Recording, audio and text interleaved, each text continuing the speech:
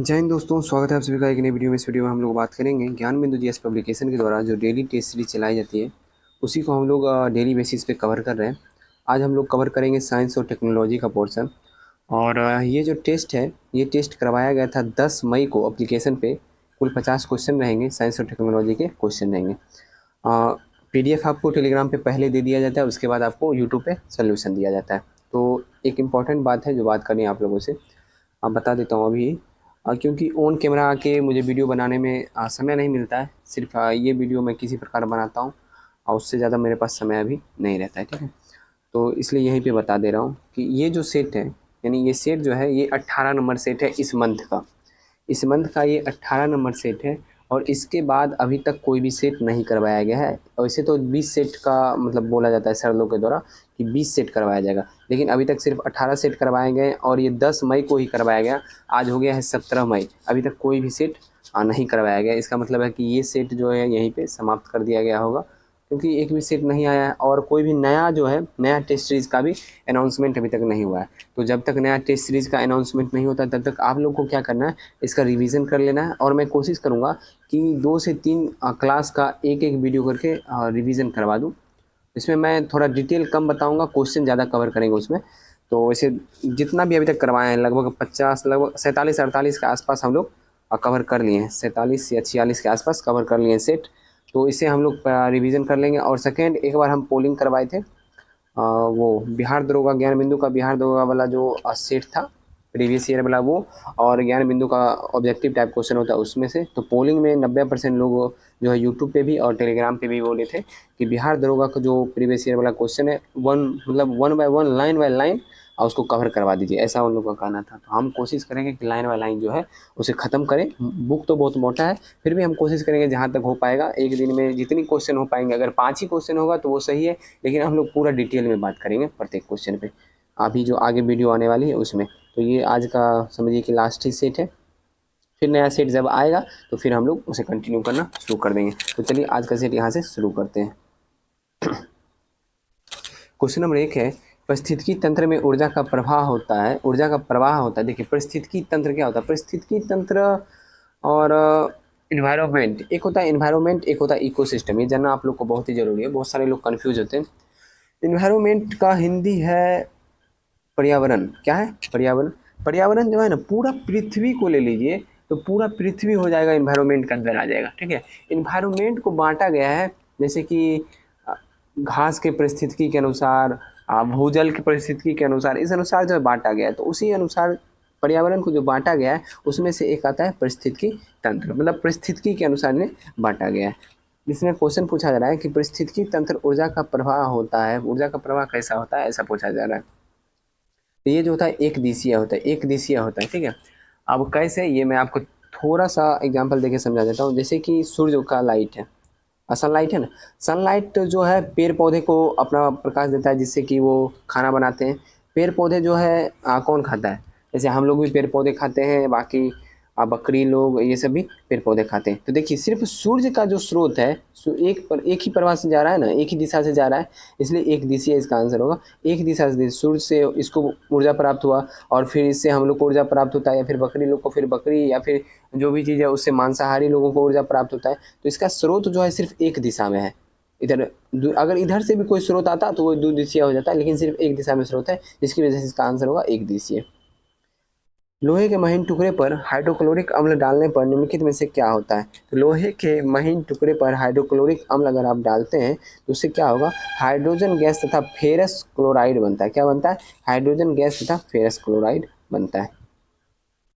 अनुदैर्ध्य तरंग की उत्पत्ति हो सकती है, अनुदैर्ध्य तरंग की उत्पत्ति हो सकती है। सबसे पहली बात कि तरंग जो है, ऐसा कौन सा तरंग है जो किसी न किसी माध्यम में ही जा सकता है, निर्वात में नहीं जा सकता है। ऐसा कौन सा तरंग है जो किसी न किसी माध्यम में ही जा सकता है, निर्वात में नहीं जा सकता है? वो है यांत्रिक तरंग। और यांत्रिक तरंग के अंदर अंतर्गत आता है अनुप्रस्थ तरंग और अनुदैर्ध्य तरंग। तो इसमें हमसे पूछा गया अनुदैर्ध्य तरंग। तो अनुदैर्ध्य तरंग जो है वो ठोस, द्रव, गैस तीनों में उत्पत्ति हो सकती है। तीनों में इसकी उत्पत्ति अनुदैर्ध्य तरंग की हो सकती है, लेकिन अनुप्रस्थ तरंग जो है उसकी उत्पत्ति या तो सिर्फ ठोस में या तो द्रव के ऊपरी सतह पे। द्रव के ऊपरी सतह पे मैं इसलिए बोल रहा हूँ, जैसे पानी में कोई भी पत्थर फेंकते हैं तो पानी के ऊपर में जो फ्लो आप लोग देखते होंगे वो उसे ही बोलते हैं अनुदैर्ध्य तरंग। अनुदैर्ध्य तरंग मतलब उसे ही बोलते हैं अनुप्रस्थ तरंग। अनुदैर्ध्य तरंग ठोस, द्रव, गैस तीनों में जा सकता है, लेकिन ठोस और गैस के हर एक जगह जा सकता है, लेकिन द्रव के निचली सतह में जाएगा, इस बात का ध्यान रखिएगा। और अनुप्रस्थ तरंग जो है वो द्रव के ऊपरी सतह में जाएगा। ठीक है, निम्नलिखित कथनों पर विचार करिए। पारिस्थितिकी तंत्र तथा उनके पर्यावरण के बीच घनिष्ठ संबंध है। बिल्कुल, अभी मैंने बताया था आपको, पारिस्थितिकी तंत्र पर्यावरण की रचनात्मक इकाई। हाँ, मैं भी बताया था ना, पर्यावरण की जो है वो इकाई है पारिस्थितिकी तंत्र। सही है। पर्यावरण एक व्यापक अवधारणा है, जबकि पारिस्थितिकी एक तंत्र उसके हिस्से हैं। मैंने बोला था ना कि पर्यावरण एक व्यापक मतलब पूरी पृथ्वी पर्यावरण के अंतर्गत आएगा, लेकिन उसे जो भाग में बांटा गया वो पारिस्थितिकी के अंतर्गत आता है। तो ये तीनों सही है। जस्ते के एक टुकड़े को तनु सल्फ्यूरिक अम्ल में डालने पर हाइड्रोजन गैस का उत्सर्जन होने लगा। अगर जस्ते के टुकड़े को चूर्ण बनाकर तनु सल्फ्यूरिक अम्ल में डाला जाए तो क्या होगा?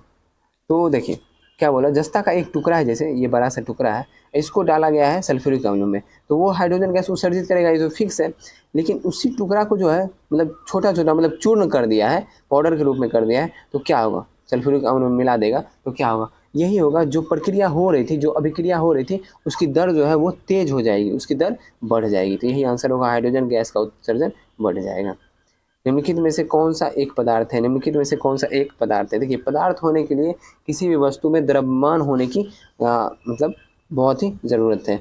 तो जब तक किसी भी वस्तु में द्रव्यमान नहीं है तो वो पदार्थ हो ही नहीं सकता। बल में कोई द्रव्यमान नहीं है क्योंकि मात्रक है, समय भी मात्रक है, और ऊर्जा में भी कोई द्रव्यमान नहीं है, इसलिए इसका आंसर होगा इनमें से कोई नहीं। निम्नलिखित कथनों पर विचार कीजिए। कायिक जनन अलैंगिक जनन की एक विधि है। कायिक जनन जो है वो अलैंगिक जनन की एक विधि है। बिल्कुल सही है। कायिक जनन पौधे में होने वाला एक लैंगिक जनन है।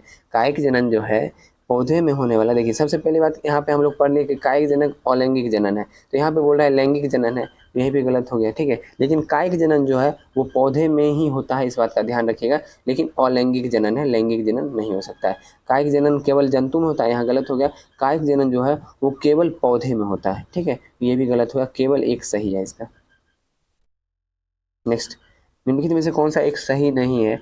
धातु धातु से अभिक्रिया नहीं करते। कौन सा एक सही नहीं है ये बताना है। धातु धातु से अभिक्रिया नहीं करते, बिल्कुल सही है।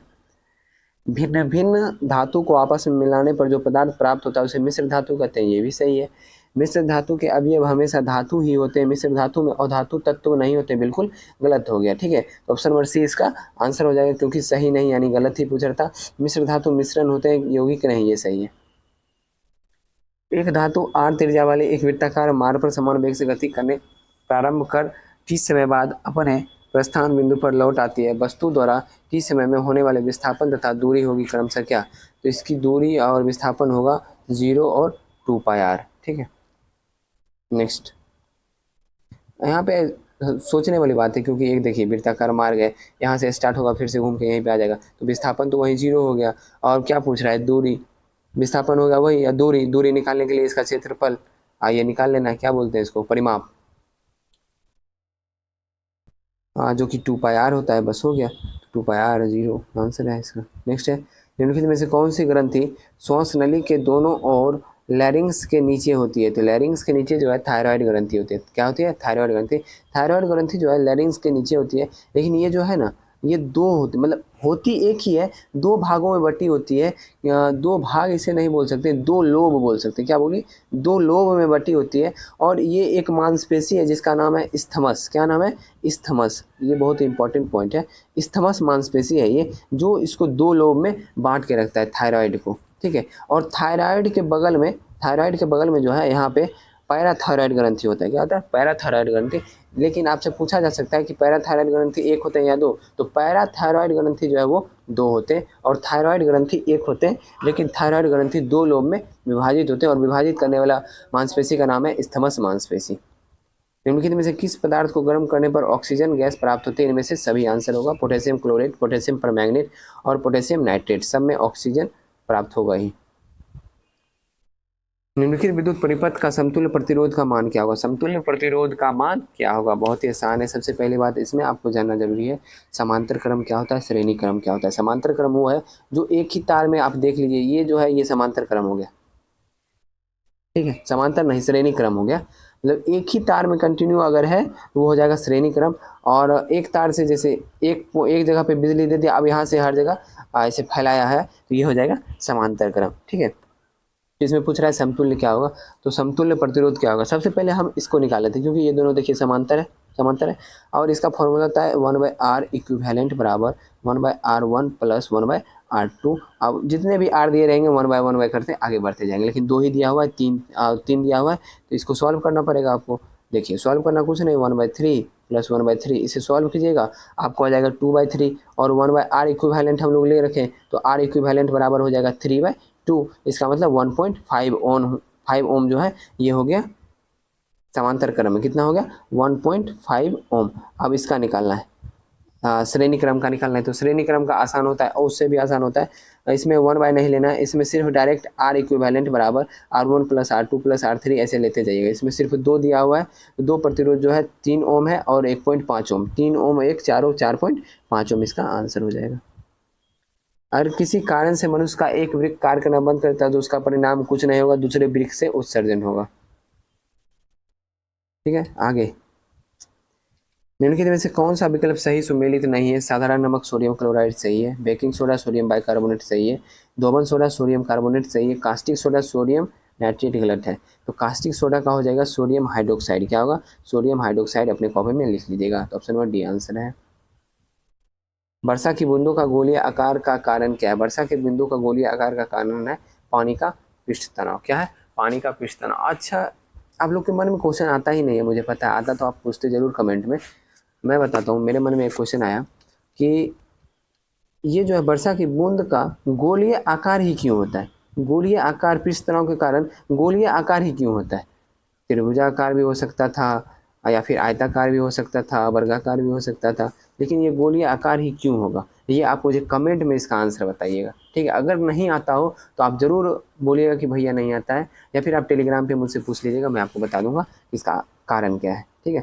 लेकिन कमेंट में ही अगर आप पूछते हैं तो आपकी वजह से और बहुत सारे लोग भी जान जाएंगे और 2 4 10 कमेंट आ जाएंगे, तो मैं हो सकता है कि उसके लिए पर्सनल एक वीडियो भी बना दूँ। निम्न में से कौन सा विकल्प सही सुमेलित नहीं है। सही सुमेलित नहीं है। कांग्रेस गाय सही है, भदावरी भैंस सही है, लोही बकरी गलत हो गया। लोही जो है किसका है, मेरे हिसाब से भेड़ का होना चाहिए, हाँ भेड़ का ही है, ठीक है।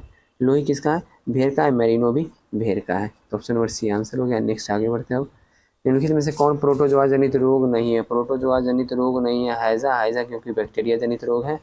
और पेचिस की बात की जाए, पेचिस होता है एंट एमीबा हिस्टोलिका से और ये आंत में होता है, लिख लीजिएगा पेचिस किसके कारण होता है, तो एंट अमीबा हिस्टोलिका के कारण, जो कि आंत में होता है। दूसरा है मलेरिया, मलेरिया होता है प्लाज्मोडियम के कारण और इससे क्षतिग्रस्त होता है आरबीसी या रक्त क्षतिग्रस्त होता है मलेरिया से। और फिर एक पायरिया है, पायरिया होता है एंट अमीबा जिंजेवेलिस के कारण, किसके कारण, एंट अमीबा जिंजेवेलिस के कारण। इससे जो है दांत का मसूड़ा खराब हो जाता है। नेक्स्ट है, निम्नलिखित कथनों पर विचार कीजिए। नाइट्रोजन तथा हाइड्रोजन की अभिक्रिया होने पर अमोनिया का निर्माण होता है। तो नाइट्रोजन तथा हाइड्रोजन का अभिक्रिया, हाँ ठीक है, हैबर विधि के द्वारा अमोनिया का निर्माण हो जाता है, सही है। कैल्शियम कार्बोनेट गर्म होने पर CO2 अवसर्जित करता है, ये भी सही है, ठीक है। उपयुक्त कथन में एक में अभिक्रिया अपघटन, देखिए अभिक्रिया अपघटन गलत हो गया, जबकि कथन 2 में संयोजन। कथन 1 में जो है संयोजन हो रहा है, कथन 1 में क्या हो रहा है, संयोजन हो रहा है, क्योंकि 2 को मिला के देखिए एक अमोनिया तैयार किया जा रहा है। गौर करने की चीज़ है, अगर आपको नहीं भी आता है फिर भी आप इस चीज़ को गौर कर सकते हैं। आपको पहले से नहीं भी पता होगा, फिर अगर आप ध्यान से पढ़िएगा तो आपको समझ में आ जाएगा। देखिए नाइट्रोजन और ऑक्सीजन को मिलाकर उसको संयोग कर रहे हैं, तब तो अमोनिया तैयार करवा रहे हैं ना। लेकिन यहाँ क्या है, कैल्शियम कार्बोनेट को गर्म करने पर CO2 उत्सर्जित करवा रहे हैं, मतलब एक को तोड़ के 2-3 बने। सिर्फ CO2 ही नहीं बनेगा, अन्य बहुत सारी चीज़ बनेंगे क्योंकि कैल्शियम कार्बोनेट है इसमें, ठीक है।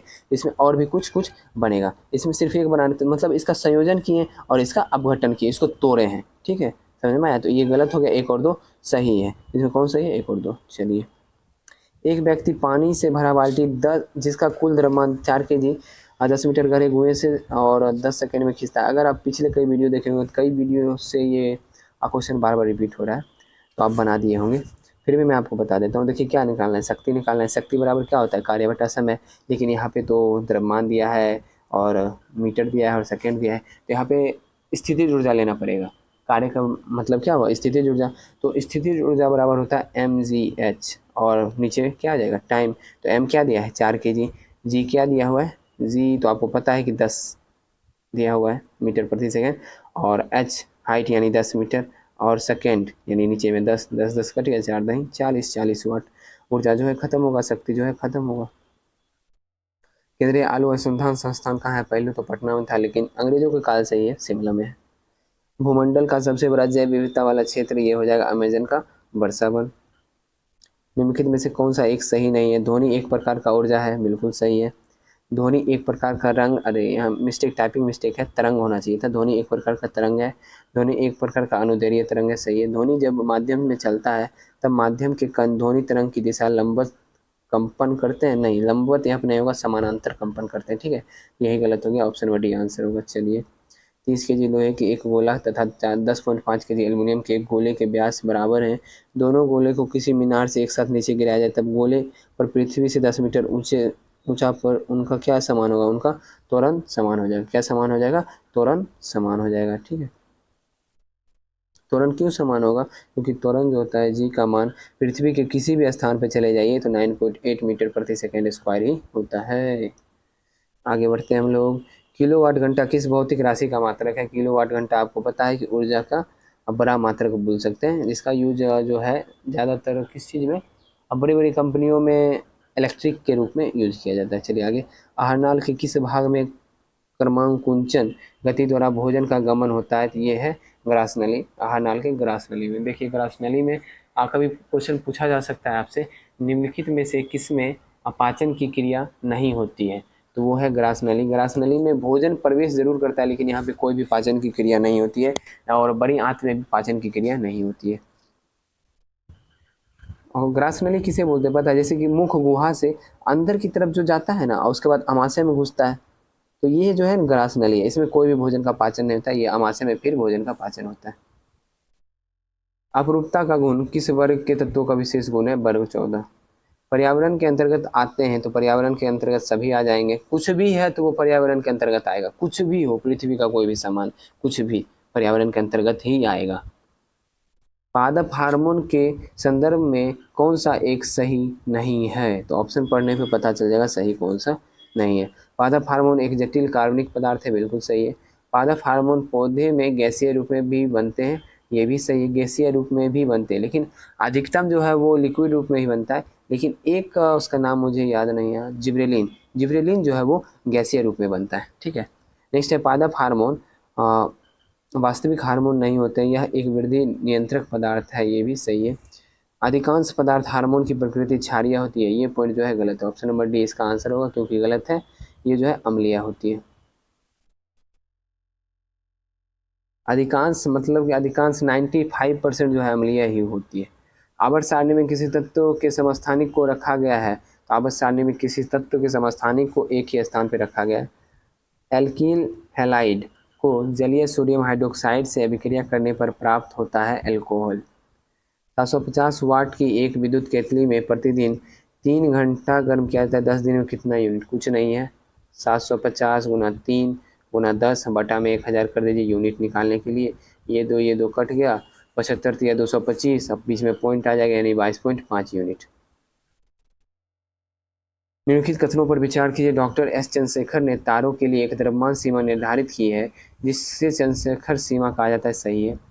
तारे का द्रव्यमान चंद्रशेखर सीमा से कम होता है तो तारा अपनी अंतिम अवस्था में संपूर्ण ऊर्जा समाप्त कर कृष्ण पिंड बन जाता है, ये भी सही है। देख लीजिए, इससे ध्यान रखिएगा, कम हो जाता है तो ब्लैक होल बन जाएगा, ठीक है, और अधिक हो जाता है तो सुपरनोवा बन जाएगा। पढ़ लेते हैं यहाँ। तारे का द्रव्यमान चंद्रशेखर सीमा से अधिक होता है तो तारे की अंतिम अवस्था में एक भयंकर विस्फोट होता है, तारा संपूर्ण भाग अंतरिक्ष में बिखर जाता है जिसे सुपरनोवा कहलाता है। सभी कथन सत्य है। गर्भावस्था में किस हार्मोन की मात्रा सर्वाधिक होता है, वो जो है प्रोजेस्टेरोन। क्या है, प्रोजेस्टेरोन। एक तत्व एक्स की संयोजकता 4, इसके ऑक्साइड का सूत्र क्या होगा, इसके ऑक्साइड का सूत्र क्या होगा, देखिए एक्स संयोजकता 4 है, ऑक्साइड 2 हो गया, इसमें क्रॉस मल्टीप्लिकेशन होता है तो ये हो गया एक्स मतलब X2O4, 2 2 जा 4 तो हो गया XO2, ठीक है। मतलब ये हो जाएगा ऑप्शन नंबर सी इसका आंसर हो जाएगा। निम्नलिखित में से कौन सा कथन सत्य नहीं है? विद्युत में अंतर यानी लाइव वायर जो होता है जिसे हम लोग गर्मी बोलते हैं साधारणतः लाल रंग के विद्युत रोधी पदार्थ से ढका होता है, ये भी सही है। उदासीन उदासीन तार न्यूट्रल न्यूट्रल जो वायर होता है सामान्यतः काले रंग के विद्युत रोधी पदार्थ से ढका होता है, ये भी सही है। भूत तार सामान्यतः हरे रंग के विद्युत रोधी पदार्थ से ढका होता है, ये भी सही है। स्विच हमेशा उदासीन तार से जोड़ा जाता है, ये गलत है। स्विच जो है उदासीन तार से तो नहीं जोड़ा, स्विच जो जोड़ा जाता है ना वो ये लाइव वायर से जोड़ा जाता है। किससे जोड़ा जाता है? लाइव वायर से, इसे ध्यान रखिएगा। नेक्स्ट, निम्नलिखित कथनों पर विचार कीजिए। सेल की खोज सर्वप्रथम रॉबर्ट हुक के द्वारा किया गया, सही है। सेल का नामकरण एहरेनबर्ग किया था, नहीं। सेल का नामकरण भी रॉबर्ट हुक ही किया है, केवल एक सही है। निम्नलिखित में से कौन कोलाइडी विलयन नहीं है? कौन कोलाइडी विलयन नहीं है? देखिए कोलाइडी विलयन हमेशा विषमांग मिश्रण होगा। क्या होगा? विषमांग मिश्रण, कोलाइडी विलयन। लेकिन वायु इसमें एक ऐसा है, वायु एक ऐसा मिश्रण है जो समांगी मिश्रण है, तो इसलिए आंसर हो जाएगा ऑप्शन नंबर सी। किसी तार में धारा का मान निर्भर करता है किस पे? तो किसी तार में धारा का जो मान है वो किस पे निर्भर करता है? तो धारा बराबर क्या होता है? V बराबर IR। तो किस पे निर्भर करेगा? प्रतिरोध पे और विभवांतर पे, दोनों पे, ठीक है। ए और बी दोनों हो जाएगा। जीभ के हिस्से में तीखा स्वाद ग्रहण करने वाला कलिका मौजूद होता है पार्श्व भाग यानी पार्श्व भाग ही ना, पिछले भाग में होता है, ठीक है। अच्छा ठीक है, मैं बता देता हूँ। जैसे ये जीभ है ना, जीभ के सबसे आगे भाग में मीठा, यहाँ जो बगल में साइड है यहाँ पे नमकीन, और उसके ऊपर हल्का जाइएगा तो यहाँ पे खट्टा महसूस होता है, और सबसे लास्ट वाला जो भाग है यहाँ पे तीखा महसूस होता है। आगे बढ़ते हैं। कांच बनाने की भट्ठी में किस गैस का निष्कासन होता है? तो कांच बनाने की भट्ठी में किस गैस का निष्कासन होता है बताइए? तो इसमें आपका हो जाएगा carbon oxide, carbon dioxide, ammonia, ammonia होगा। क्या होगा इसका आंसर? अमोनिया। आगे बढ़ते हैं। भारत में मिट्टी बचाओ आंदोलन कहाँ से प्रारंभ किया गया था? इसका आंसर आप मुझे कमेंट में बताइएगा, एक क्वेश्चन में आप लोगों के लिए छोड़ रहा हूँ। 1 वोल्ट कितने जूल के बराबर होता है? तो 1 वोल्ट होता है 1 जूल प्रति कूलम, दोनों ऑप्शन सेम है, तो 1 जूल प्रति कूलम। कंसर्ट हॉल या सम्मेलन कक्ष के छतों को वक्राकार बनाया जाता है, क्योंकि इसलिए बनाया जाता है ना, ये वक्राकार इसलिए बनाता है क्योंकि जो भी ध्वनि सेंटर में अगर कुछ बोला जा रहा है तो ध्वनि परावर्तित होकर पूरे हॉल में फैल जाए, मतलब पूरे हॉल के प्रत्येक व्यक्ति तक पहुँच जाए। तो ऑप्शन देख लेते हैं आप, क्या? परावर्तन के पश्चात ध्वनि हॉल के कक्ष के सभी भाग तक पहुँच सके। निम्नलिखित में से कौन अम्लीय लवण है? इनमें से कौन सा अम्लीय लवण है? इनमें से NaHCO3 जो है अम्लीय लवण है। 5 सेंटीमीटर ऊंची कोई वस्तु 10 सेंटीमीटर फोकस दूरी के किसी अभिसारी लेंस से 25 सेंटीमीटर दूर पर रखी जाती है। इस वस्तु का प्रतिबिंब लेंस से कितनी दूरी पर बनेगा? तो इस वस्तु का प्रतिबिंब जो है 15.67 सेंटीमीटर दूरी पर बनेगा। ये सॉल्व करना पड़ेगा, जो यहाँ पे पॉसिबल नहीं है सॉल्व करना।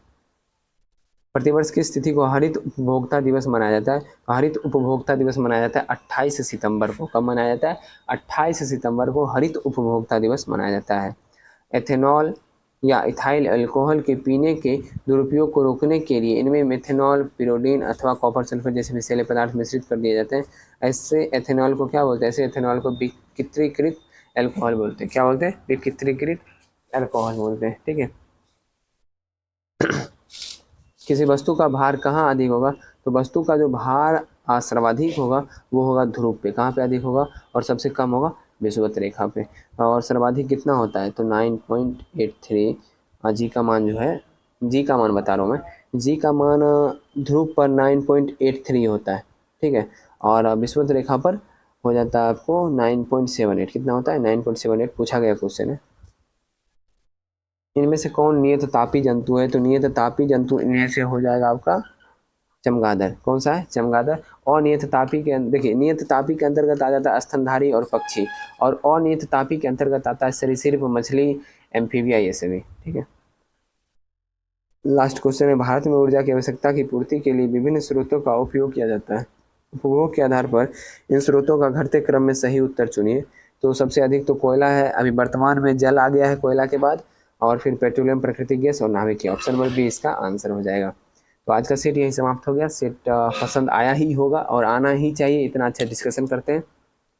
ठीक है, तो लाइक कर देना है। अब बाकी जो क्वेश्चन पूछा गया है, 2 क्वेश्चन, एक 41 नंबर क्वेश्चन आपसे पूछा गया है, उसका जवाब कमेंट में देना है। एक और क्वेश्चन पूछा गया था कि जो बारिश का बूंद होता है वो गोलीय ही क्यों होता है, कोई अन्य आकार का क्यों नहीं होता है। ये दोनों क्वेश्चन का जो है कमेंट में आंसर दे देना है। बाकी उन दोस्तों को ज़रूर शेयर करना है, उन बच्चों को ज़रूर शेयर करना है जो इसे खरीद के नहीं पढ़ सकते हैं। मैं ज़्यादातर मेरा मुख्य फोकस उन्हीं पे है जो खरीद के नहीं पढ़ सकते हैं, उनके लिए। ठीक है, और आपको मैं बता दिया हूँ कि वीडियो जो है यानी क्लास जो है अभी नहीं आ रही है ज्ञान बिंदु के एप्लीकेशन या फिर अभी क्लास हो ही नहीं रहा है, क्योंकि लास्ट क्लास 10 मई को हुआ था। मुझे लगता है कि अब ये क्लास नहीं होगा। अब नया बैच जब भी आएगा तो फिर हम लोग स्टार्ट करेंगे। अभी नया बैच का कोई अनाउंसमेंट भी नहीं हुआ है कि मैं आपको बोल दूँ। तब तक हम लोग कवर करेंगे ज्ञान बिंदु जीएस पब्लिकेशन का जो बिहार एसआई का प्रीवियस ईयर का मोटा वाला बुक है, जिस बुक से अप्रॉक्स 60 क्वेश्चन के आसपास बिहार दरोगा के प्री में पूछा गया था, जिसकी वजह से मुझे लगा कि उसे करना ज़रूरी है आप लोग के लिए। तो हम लोग अब उसे कवर करेंगे। फिर मिलते हैं नेक्स्ट वीडियो में। जय हिंद।